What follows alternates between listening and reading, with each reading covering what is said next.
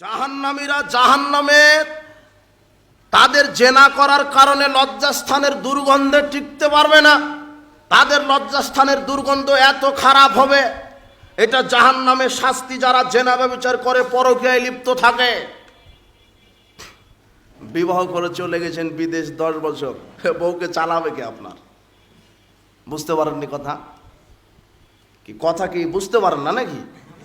আমি কি ভাষায় কথা বলছি? আমি বাংলা ভাষায়। ওটা আপনি মেয়েকে বিবাহ দিয়েছেন, আপনি আবার গর্ব করে বলছেন জামাই একটা আমেরিকাতে থাকে, আমেরিকাতে থাকে, সৌদি আরবে থাকে, বিয়ে দিয়েছি, মাসে 1.5-2 লক্ষ 6 লক্ষ টাকা বেতন পাঠাই, আছে 10 বছর ধরে জামাই, মেয়েটা আমার সাথেই থাকে। তো আল্লাহ সুবহানাহু ওয়া তাআলা নারী আর পুরুষকে তৈরি করেছেন তাদের চারিত্রিক নিষ্কলুষতা বজায় রাখার জন্য। এই জন্যই তো নারী। আপনার মেয়েটাকে যার সাথে বিবাহ দিলেন, সে যদি থাকে 10 বছর 5 বছর বিদেশে, তাহলে আপনার মেয়ের কি হলো? আসলে তো আপনি ছেলের সাথে বিবাহ দেননি, দিয়েছেন ছেলের টাকার সাথে। বুঝতে পারেননি কথা? তখন এই মেয়েটার হাতে আছে এত বড় একটা মোবাইল, এই মোবাইলে তখনও আর যত স্কুলের বন্ধুরা থাকতো তাদের সাথে এখন প্রেমের গল্প করে। স্বামী বিদেশ থেকে টাকা পাঠায়, টাকা বয়ফ্রেন্ড নিয়ে ঘুরে বেড়ায়। বুঝতে পারেননি কথা? আর আপনিও বেকুব, অ্যাকাউন্ট করেছেন স্ত্রীর নামে। কার নামে অ্যাকাউন্ট করেছেন? স্ত্রীর নামে। এই বোকা ছেলে, শোনো, তুমি যদিও বিদেশ যাও, স্ত্রীর নামে অ্যাকাউন্ট করো না, দেখবে অ্যাকাউন্টও থাকবে না, টাকাও থাকবে না, শেষে বউ হারাবা, ভিক্ষুক হয়ে যাবা তুমি। বউয়ের নামে তুমি অ্যাকাউন্ট করবা কেন? করবা মায়ের নামে। বলো তো কার নামে? মায়ের নামে। যদিও যাও, তবে আমি বিদেশ যাওয়ার বিরোধী নই।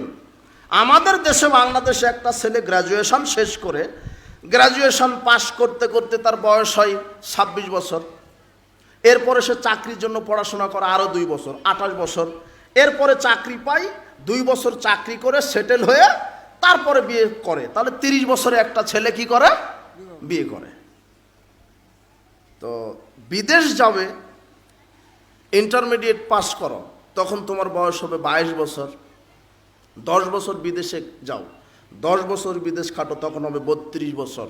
10 বছর বিদেশে টাকা ইনকাম করে 32 বছরে বাংলাদেশে এসে বিবাহ করো, আর ওই টাকা দিয়ে ব্যবসা করো, এটা ঠিক আছে। বোঝেননি কথা?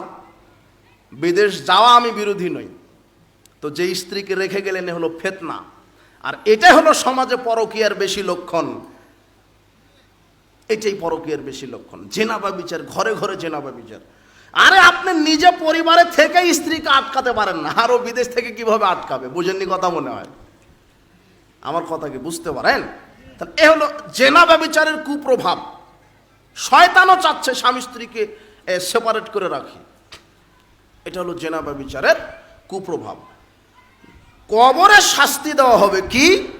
কবরে শাস্তি দেওয়া হবে যারা জেনা ব্যভিচারে লিপ্ত থাকবে, তাদেরকে তন্দুর চুলাতে জ্বালানি দেওয়া হবে।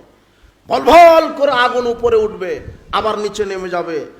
চুলার ভিতরে থাকবে উলঙ্গ নারী পুরুষ, এরা হবে জেনাকার, জেনাকারিনী। যুবক, তুমি যেটাকে প্রেম ভালোবাসা বোঝে, 31st নাইটে বিশ্ব ভালোবাসা দিবসে তুমি যে দেহ ব্যবসা করেছ, তোমাদের জন্য কবরের শাস্তি, আগুনের চুলাতে তোমাদেরকে জ্বালানো হবে। এটা হলো জেনার শাস্তি। আর পৃথিবীতে কয়েকটা পাপ আছে, যেই পাপ করলে একদিন না একদিন ভিক্ষুক হতে হবে। তার 1 নম্বর পাপ হলো জেনা ব্যভিচার। পৃথিবীতে কয়েকটা পাপ আছে, যেই পাপের সাথে জড়িত থাকলে একদিন না একদিন ভিক্ষুক হবেন। আপনি হোক অথবা আপনার এই পাপের প্রতিক্রিয়াতে আপনার বংশের কেউ হবে। পৃথিবীতে আশ্চর্য 3টা পাপ আছে, যেই 3টা পাপের সাথে লিপ্ত থাকলে কোনো না কোনো দিন ভিক্ষুক হবেন, আপনি না আপনার বংশের কেউ। 1, যে ব্যক্তি জেনা ব্যভিচারে লিপ্ত হবে সে কোনো না কোনো দিন ভিক্ষুক হবেই। 2, যে ব্যক্তি সুদী অর্থনীতির সাথে জড়িত থাকবে সে কোনো না কোনো দিন ভিক্ষুক হবেই। 3, যে ব্যক্তি পিতামাতাকে কষ্ট দিবে সে কোনো না কোনো একদিন ভিক্ষুক হবেই। মুখস্থ করেন তো, ভিক্ষুক হওয়ার 3টা আমল। ভিক্ষুক হওয়ার 3টা আমল। 1, যে জেনা ব্যভিচারে লিপ্ত। 2, যে সুদী অর্থনীতিতে লিপ্ত। 3, যে পিতামাতাকে কষ্ট দেয়। এই 3টা পাপ, 3টা আমলে ভিক্ষুক হতে হয়। আজকে তওবা করেন, আর কোনোদিন পরনারীর সাথে, কোনো মেয়ের সাথে প্রেমের গল্প বা জেনা ব্যভিচারের কাছে যাবেন না। আল্লাহ সুবহানাহু ওয়া তাআলা বলছেন, লা তাকরাবুজ জিনা, তোমরা জেনার নিকটে যাও না, ইন্নাহু কানা ফাহেশা ওয়া সা সাবিলা, জেনা হলো নিকৃষ্ট কাজ, নিকৃষ্ট পথ, এটা হলো অশ্লীলতা, বেহায়াপনা, এটা হারাম। মুহাম্মদ সাল্লাল্লাহু আলাইহি ওয়াসাল্লাম বলছেন, যেই ভূখণ্ডে 5টা পাপ হবে আল্লাহ 5টা বিপদ দিবেন। এক, জেনা ব্যভিচার বেশি হলে সেই ভূখণ্ডে আল্লাহ নিত্য নতুন রোগ দিবেন, ভাইরাস দিবেন, অসুখ বিসুখ দিবেন। 1।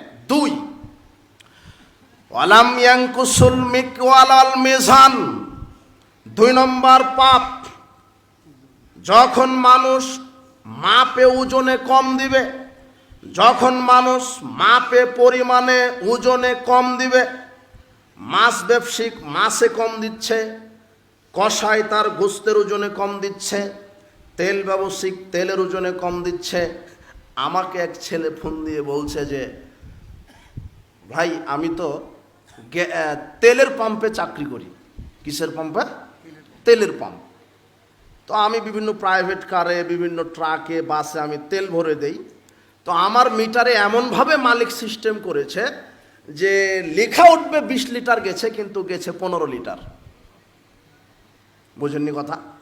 এটা হলো পরিমাপে কম। তখন আমি চিন্তা করলাম, ওরে সুবহানাল্লাহ, আমি তো তেল লোড করি গাড়িতে, সে আমাকে কত জানে কম দেয়। তখন আমি বুঝতে পারলাম যে এর ভিতরে কি আছে, দুর্নীতি আছে। বুঝতে পারেননি কথা? যখন মানুষ খাদ্যে ভেজাল দিবে, চিটারি বাটপাড়িতে ভরে যাবে। যখন মানুষ খাদ্যে ভেজাল দিবে, চিটারি বাটপাড়িতে ভরে যাবে। সমাজে চিটার বাটপার লোকের অনেক সংখ্যা। যখন মানুষ খাদ্যে মাপে ওজনে কম দিবে, ইল্লা ওখেদবে সেনিনা সিদ্দাতিল ময়নাত, তখন সেই ভূখণ্ডে আল্লাহ দুর্ভিক্ষ দিবেন, বিভিন্ন বালা মুসিবত দিবেন, দুর্ভিক্ষ দিবেন, বালা মুসিবত দিবেন। অজাউরিস সুলতানে আলাইহিম, এবং তাদের উপর অত্যাচারী শাসকের শাসন দুঃশাসন চাপিয়ে দিবেন, তাদের উপর অত্যাচারী শাসকের দুঃশাসন চাপিয়ে দিবেন। আপনাকে আমি কি দিয়ে হাদিসটা বোঝাই? যখন দ্বিতীয় পাপ, মাপে খাদ্যে ওজনে ভেজাল দিবে, কম দিবে মানুষ, তখন তাদের ভিতরে দুর্ভিক্ষ দেখা দিবে।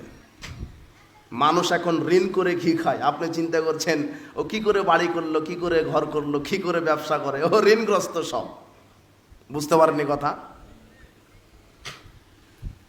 দুর্ভিক্ষ দেখা দিবে। 3 নম্বর পাপ। 3 নম্বর পাপটা কি? লাম ইয়ামনাউ যাকাত আমওয়ালিহিম, যখন মানুষ তাদের সম্পদের যাকাত দিবে না। যখন মানুষ তার সম্পদের কি দিবে না? যাকাত দিবে না। যখন মানুষ তার সম্পদের যাকাত দিবে না, লাম ইয়ামনাউ মনিউল কাতরা মিনাস সামায়, তখন আল্লাহ আকাশ থেকে বৃষ্টি বর্ষণ বন্ধ করে দিবেন। যখন মানুষ সম্পদের কি দিবে না? যাকাত দিবে না, তখন আকাশ থেকে আল্লাহ কি বন্ধ করে দিবেন? বৃষ্টি। তো এখন তো আর বৃষ্টি হয় না, নাকি? বৃষ্টি কি হয়? কই বৃষ্টি? এখন তো বৃষ্টির প্রয়োজন। মুহাম্মদ সাল্লাল্লাহু আলাইহি ওয়াসাল্লাম বলছেন, যখন মানুষ ধনীরা তাদের সম্পদের যাকাত দিবে না, আল্লাহ আকাশ থেকে বৃষ্টি বর্ষণ বন্ধ করে দিবেন। যে 2-1 দিন বৃষ্টি হয়, মুহাম্মদ সাল্লাল্লাহু আলাইহি ওয়াসাল্লাম বলছেন ওটা পশু প্রাণী আছে, গাছপালা আছে, এই জন্য আল্লাহ বৃষ্টি দেন। অথচ তোমাদের পাপের কারণে আল্লাহ তোমাদেরকে বৃষ্টি দিত না। পাপটা কি? যখন মানুষ সম্পদের যাকাত দিবে না, তখন সেই ভূখণ্ডে আল্লাহ বৃষ্টি দিবেন না।